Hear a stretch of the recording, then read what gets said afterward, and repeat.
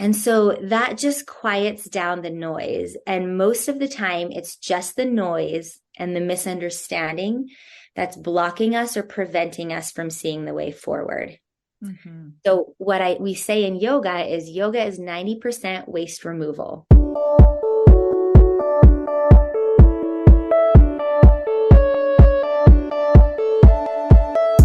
So you want to make an impact. You're thinking about starting a business, sharing your voice.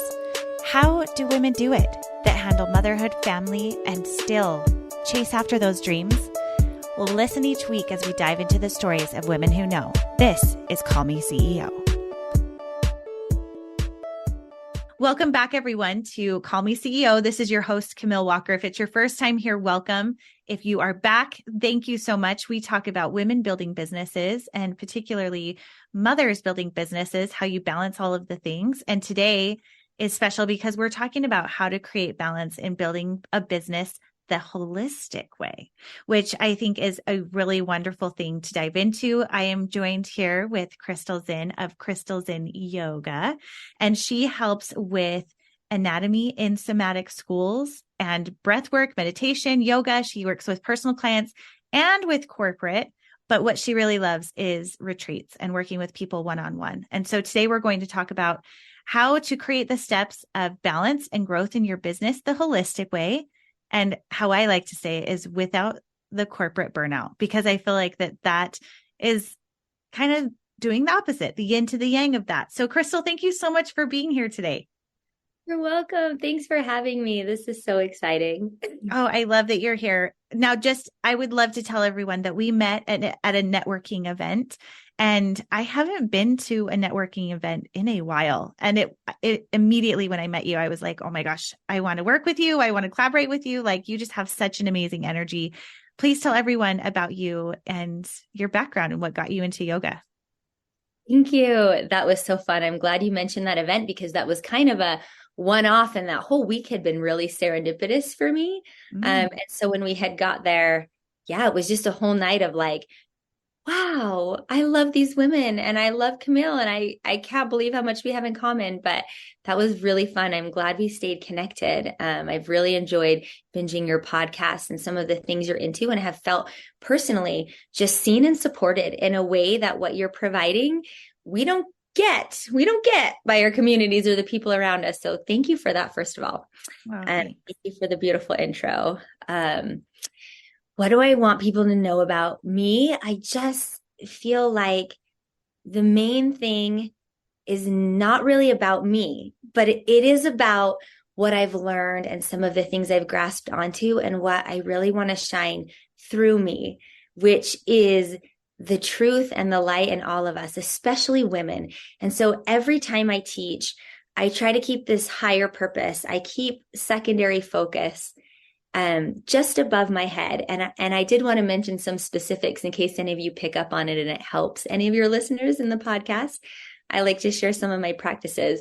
And I sort of keep that primary focus in us being supported as humans and as sisters, and raising the next generation is a big piece of what your listeners do. And if I keep that purpose and I keep that alignment in my daily practice, then the other things I do are just passionate and creative. And I do love to train horses. I actually didn't grow up in Utah. I do love to go snowboarding now that I'm here. And I do absolutely love these holistic tools and business. So for a long time, I did spend some time with these two wolves inside of me, thinking that they were in contrast and that they couldn't live peacefully together, where I wanted to impact more people. And I really enjoy systems and networking and community, but I also really enjoy rejuvenation and quiet time and grounding. And I really value the nuclear family, whatever that means for you. I just really value close, deep connections. And friends and things like that miracles that happen in private, important things that are self-fulfilling that the whole world doesn't have to know about. Mm-hmm. And those things seem like they're in opposition. Camille already mentioned yin and yang energy. Let's just simplify it and say the yin and yang energy in myself. And I have spent a lot of years creating a system, and and doing things that I love, participating in business retreats, family, and all of these things, and trying to continue to find what is the method and the system of balance in these things. And some have more of one energy than the other. But I love to bring the message that whatever you think, whatever you are afraid of, wherever you feel like you're missing out, you're not. The answer is inside, and the answer is in the balance.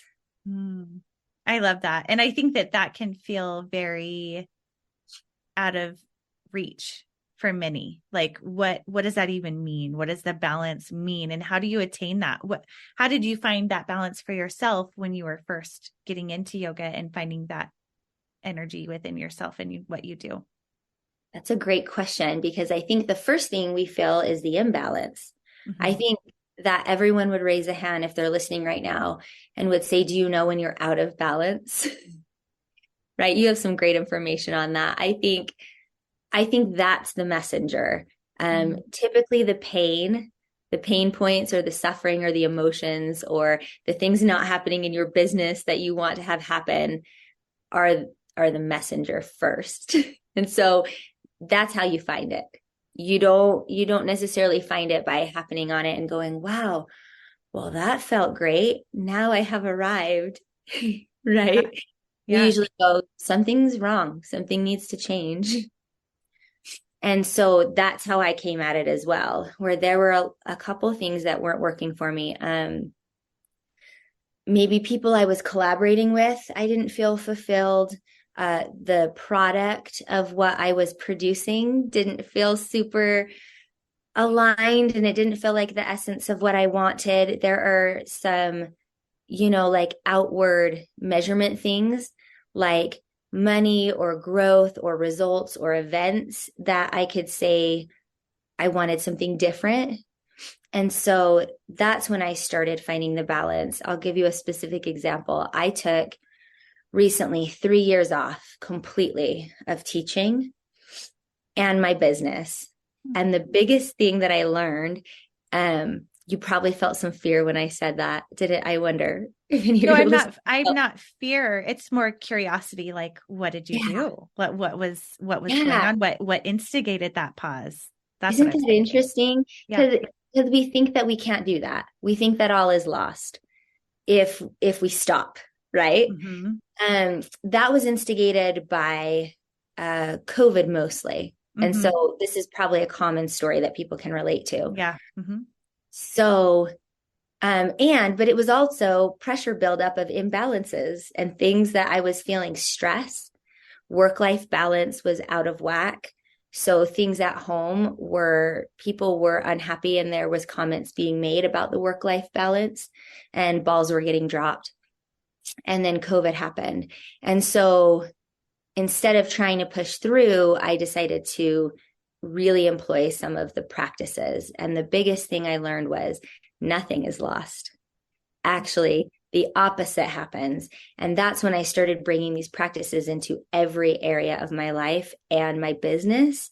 And the results, Camille, have been just, for me, exactly what I want. Like, it feels so good in my body, and it feels so good in my business. And the things that I'm producing feel really balanced and good. So I think that answers the question of what instigated it. And I think a lot of people can relate to that. Mm-hmm. Yeah. But I think where I meet a lot of people is that faith in the other side, and telling someone they're going to get a result that seems counterintuitive does have a lot of, you're really good at curiosity, but I do see a lot of fear and anxiety and lack and loss surrounding those kind of ideas. And I do want to mention that because that's okay. And that's normal. And I did feel that. It did take me quite a while to continue to sit with that and say, well, now it's been long enough, right? I've done this for long enough. So now can it be over? And then I got in a really bad car accident. And then it wasn't over. I had to go inward and take a longer break and dig deeper and refine some of my systems and my tools even more. Okay. Well, now I love that you shared that. And I think that is absolutely relatable. It's interesting because I shifted my focus from working in the mortgage business in 2008 to having a baby and losing my job in the same year, 2008. That was a big shift, right? That was actually what initially turned into me creating online business, and then has grown into this beautiful experience of my life. But then also the pandemic was another like pause. And it's interesting because it's shared. This for the first time was globally shared. It was this moment of pause and break, and this isn't working. Let's reset. So I would love to hear, what are practices or these tools that you're referring to of getting into that zone of being able to have that faith overriding the fear and that balance and that growth? How do we start, for us that are listening and thinking, okay, this sounds great. How do I do that? Yeah, I think for me, the biggest thing and the thing I like to teach the most is simple breath work. Because simple breath work, even though we have heard it a million times, is the only access to your automatic nervous system that can reframe it into rest and restore instead of fight or flight. So if you have heard it 1 million times to take a deep breath, but you've never actually done it, I would invite you to notice that distinction and then try it. So when you start some sort of breath practice, and there's a lot of stuff on YouTube, and Camille can link some of my stuff I put out for free, and you begin a breath practice, immediately your body has to turn inward and you have to employ your parasympathetic nervous system. So everything now that we were outsourcing, so we'll just kind of stay in the vein of like women entrepreneurs, right? And not really talk about mommyhood, but I think that everything that I say equally just goes into mommyhood, right? Sure. It can work both ways. We all need to breathe. Yeah. Yeah, we do it in both places. So when things feel unattainable or there's not a solution present right away, the first thing you should do is breathe. And you could even write that on your hand. And it's kind of phenomenal how many times we get ourselves in these positions, especially in our business, and don't do that. So like you're writing an email and you can't figure out how to say it right, or you need your VA, like what Camille does, or you need this other thing in your business or these things. And you're like, who's the person? I don't have enough money. How do I go down that avenue? I saw that you were getting these up on YouTube, and I wanted to say, I'm so excited for that, and good job. And also entering a new space like that takes all of those steps. And so it's a lot of times in entrepreneurship that we can't figure out the next step. So the pause and the breathe is the most important thing. And what that does to you is it takes all your outsourcing, where you're looking for the answers in who do I hire and what do I do and all of these things outside of you. And it shifts all of your somatic, your body focus, your brain focus internally.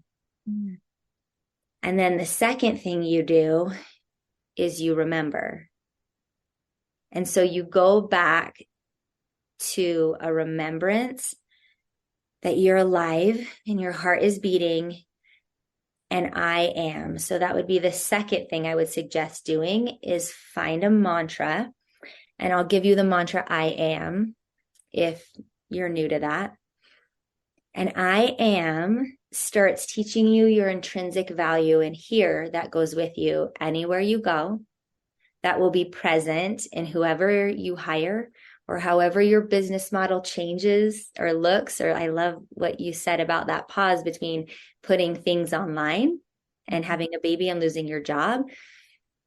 I can imagine the things that kind of came up and the questions in that space. But the remembrance that wherever you apply yourself, I am. Like wherever you are, that's where you are. And so that just quiets down the noise. And most of the time, it's just the noise and the misunderstanding that's blocking us or preventing us from seeing the way forward. So what we say in yoga is 90% waste removal. So conceptually, in a lot of my practices, it's not that you're missing anything and you need this tool and you need that tool. And it's not another entrepreneurial thing like add this, change this direction, employ these services.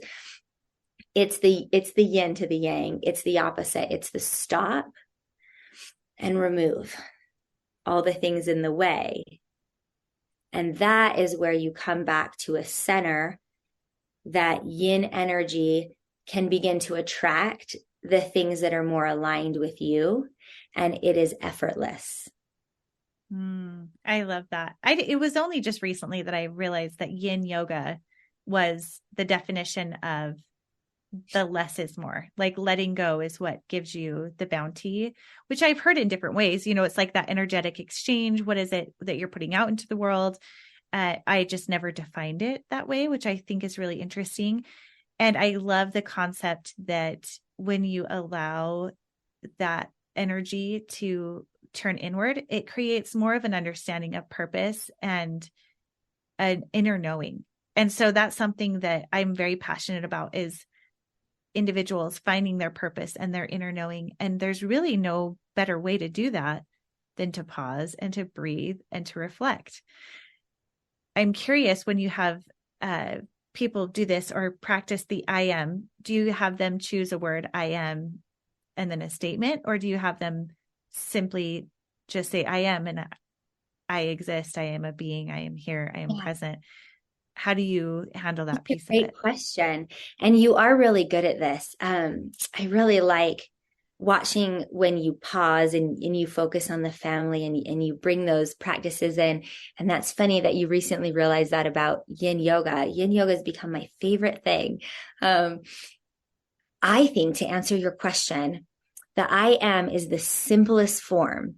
And I work a lot in recovery and with trauma survivors. And actually, this is an important tangent, because I ran into someone who's currently in their psychology degree. So I always love the new research coming out. And he was saying the correlations that they are drawing between entrepreneurship and cases of diagnosed ADHD are becoming more prevalent. And so they're trying to figure out, is it the chicken or the egg? And they're diving in. There's 5 really big trauma researchers right now that have beautiful things out that I can send you some info on, that are tying ADHD to childhood trauma. So if you follow the dominoes and you go childhood trauma, at the very least birth trauma, and we've all been born, so we're humans, so we all have something. And trauma, I don't want to frame as something really awful having to happen to you, because some of us have that story, but some of us don't have such a intense story, and we still are conditioned by our culture and our learning and our parents' learning, and we still label that as trauma, meaning that you weren't allowed to self-discover and align. So the current definition of trauma is being unseen and unheard. So that is something I think everyone can relate to. So I just didn't want to use that word in a way that scared people off or had people say, that's not me. Have you ever felt unseen or unheard? Then yeah, that can cause your body to, set in some patterns so that you can be seen and heard. Our deepest desire is connection as humans. So if we follow the dominoes back to ADHD and then entrepreneurship, and this isn't everyone, but this is kind of a broad stroke that you might see some similarities in. When you're working with those kind of categories, the simplest things are the best, and getting into your body is the best. So saying something really simple like, I am, then the very next baby step after that would be, I am safe. And even better than adding affirmations or other things, it would be better to get into your body, because it's a big leap for us who are in this world and maybe used to self-development and self-evolution and self-help books and all of these kind of things. It's more comfortable for us to say, I am strong, and know how to feel that in our body. A lot of times, and a lot of business owners and mummies don't even know how to do that. When you ask people to say, well, get up in the morning in the mirror and say, I am beautiful and I am strong and I am capable.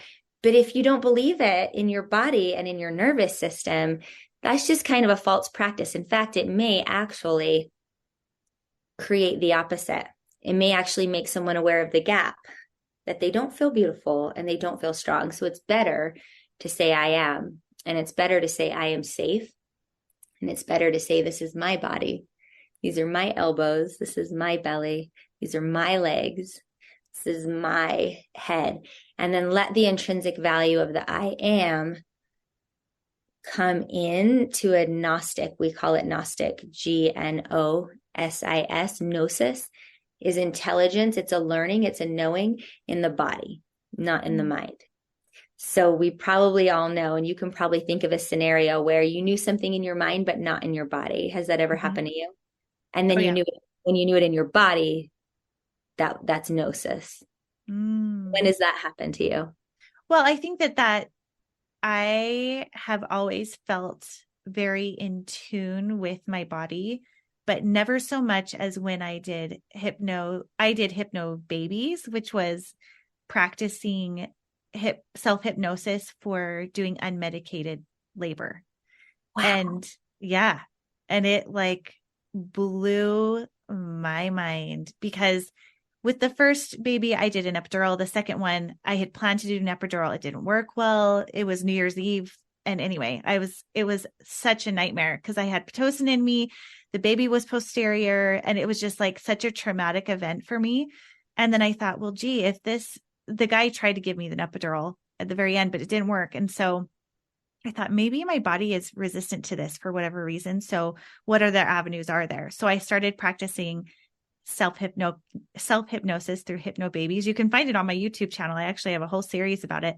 But that was the first time that I even got a glimmer, scratching the surface of what our mind and body connection is capable of and what the body can know, where the mind was like, how is that even possible? Like, because I was trained to think, only the most excruciating pain is possible. That's what I've been taught.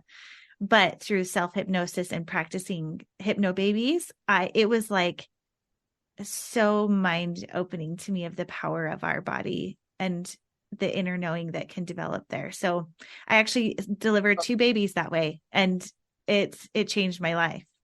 I'm going to go watch that series. Wow. Yeah. Thank you for telling me that. Yeah. Yeah. I think this is the hump we're trying to get over. So like in an intellectual, imaginative way, it's like there's something accessible to us as mommies and as entrepreneurs called embodiment or integration, which is like, I want to be that. I want to be that mommy that is calm and collected and present with my children and able to set my traumas and embarrassment and shame and things aside. And be able to support and show up for my children. And there's a part of the woman that's a bigger part usually, that wants to be able to show up in her truth and authenticity and feel comfortable in that, and show up in business in that, and show up in the inner knowing that we're always stifling down, which is, we do need to approach this like this. We do need this break. This does take care. This, all of those parts that we imagine, if we could sit there and imagine ourselves showing up as the entrepreneur and the business owner that we wanted to be, and picture scenarios and how we're handling it. And then being honest about that gap between our body knowing it, like Camille wanted to have these babies a certain way, and baby 1 didn't happen exactly that way. And baby 2 didn't happen exactly that way, but you can see it and you knew it somewhere. Like you knew that this was possible. And to get pragmatic about it, we can show up in business like that. We can, and it's a beautiful thing, and it changes the world. And we need to, and us women need to, and it's not a conflictual thing. Pragmatically, when you ask me about my practices, it takes a daily meditation, or at least a consistent meditation. And that meditation has to be on root grounding qualities of I am safe, creativity. I do teach chakra courses. So it's all about the first and second chakra for a woman. If you can be grounded and firm and boundaried and creative and loving and accepting and tolerant, our yin and yang is contained in our first 2 chakras. So pragmatically, if you can have a consistent meditation practice, I'm going to give you a couple pinpoints here. If you can have a consistent embodiment practice, whatever that looks like for you, it could be yoga. I really like yoga because it's easily accessible and they walk you through it. But it could be, what I mean is, a body practice for a woman and for people is very important. So it could be dancing, it could be basketball, it could be working out, it could be shaking, like trauma shaking. I mean, you don't even have to be good at anything. It just needs to be a body practice. So a meditation practice, a body practice. And then this third step is pretty important. And I know Camille does this. That's an integration practice with your intelligence and your body. And it's an application practice. So in my world, we call it true integration or transformation, which means you practice living it. So it's those mommy moments where you have your calming meditation practice, you've done your inner work, and then you have an embodiment practice. So you're taking the kids to Splash Summit, or you're doing the thing. And then the situation comes up, right? Your kid throws a tantrum, something happens in work that you said, I'm going to handle this differently. And then you get to practice it.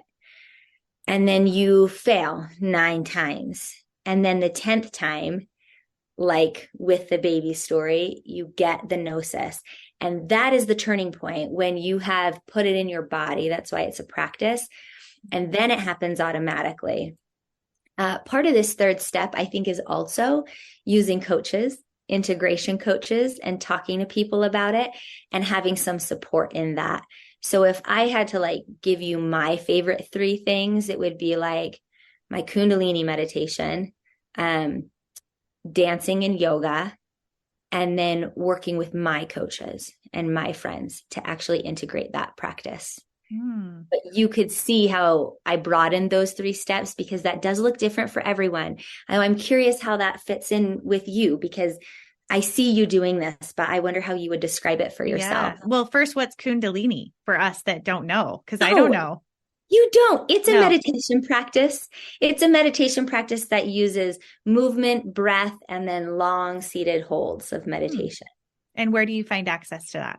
So I do have a lot of free Kundalini videos on my YouTube, Crystal Zinn Yoga. Well, there we go. But there's a couple studios in our area. If any of your listeners are local, there's 1 or 2 in Salt Lake, and there's 1 or 2 studios down in the Valley that do have a Kundalini class on the schedule. And if you follow me, because it's one of my favorite things, I often have been known to like put a free event together and be like, if you meet me in the park at 6 a.m., I will teach you Kundalini. Like one of my best friends too does Kundalini teacher training. So if you want that link, reach out. I'll be sure and give it to you. And I couldn't recommend it more.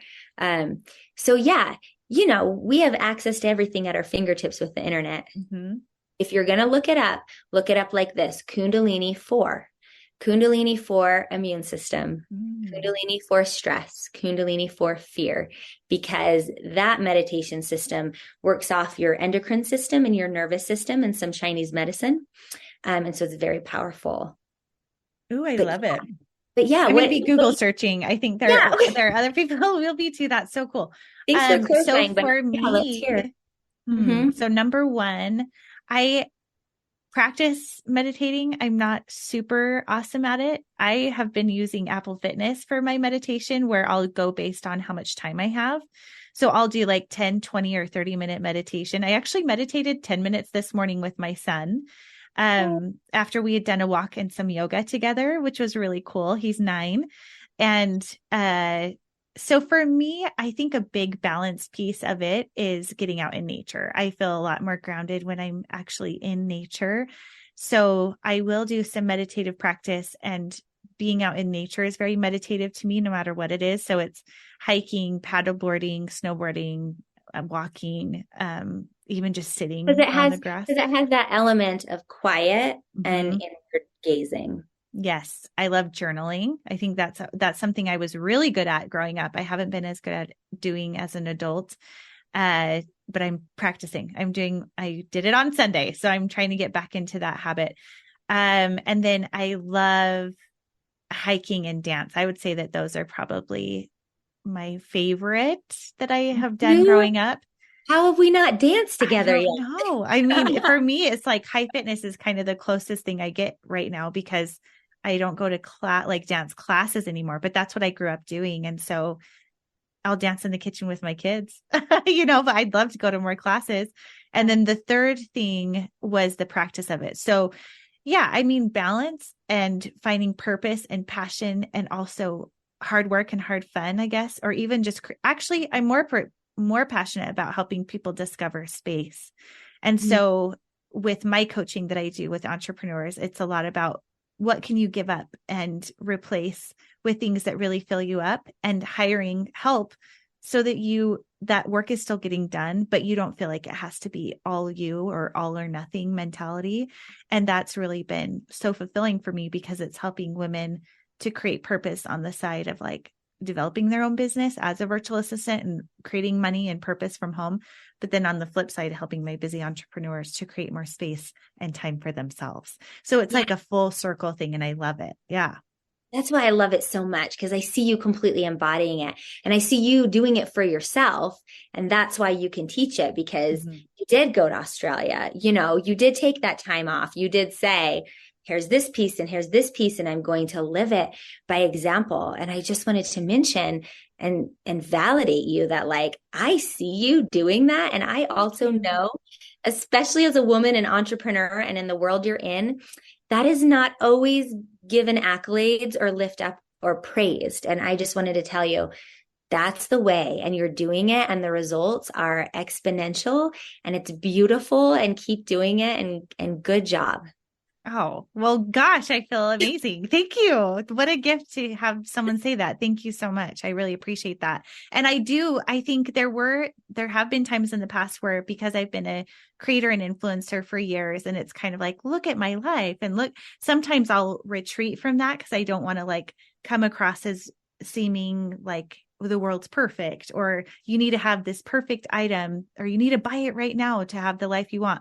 I really want to showcase it's about creating those relationships, those connections, those memories, and that relationship with yourself, to see that you're worthy of creating a life that really feels fulfilling to you inside and outside of your home and your being and all of that. So thank you. This has been so beautiful. And I am just such a big fan of yours and everything you do. I want to follow you to every park you open, any class. Like, this has just been so fun. Please tell our audience where they can connect with you and see more about all of the things you're offering. Thank you. The best place is Instagram at crystalzinnyoga.com, because I will put up things that I'm participating in. Me and Camille mentioned earlier that there's always transitions that happen in business, and I am in a fun transition, trying to bring more of these holistic practices to business right now. And I don't know completely where it will all fall, and that's okay. But what I do know is that I offer workshops and events weekly and monthly, and I do retreats quarterly. And those are sometimes for women only, if you feel safe in that space and they're trauma informed and they're beautiful. And then sometimes they're business. So business leaders and entrepreneurs and everybody is invited, and those are beautiful. So I have a website, crystalzinnyoga.com, and that will be getting dialed in even better, but that's been up for years. And the new stuff will be on my Instagram, and you can always reach out and find me on email. And I do also have a podcast where I love to bring some of the somatic practices in anatomy and shine the light on people and their respective expertise. And my podcast it's easy to find, Crystal Zinn Podcast. Awesome. Well, again, thank you so much. We'll link all the resources below so that you can find it. And if this has been helpful to you, please leave a rating and review. That helps other people to find this podcast, as well as sharing this with people that you love. This is all about helping other small businesses to grow. Thank you for listening. Thank you for being here. And thank you, Crystal, so much. I've really enjoyed this. You're welcome. I want to say namaste. I love you. Namaste. Thank you. Hey, CEOs. Thank you so much for spending your time with me. If you found this episode inspiring or helpful, please let me know in a comment and a 5-star review. You could have the chance of being a featured review on an upcoming episode. Continue the conversation on Instagram at Call Me CEO Podcast. And remember, you are the boss.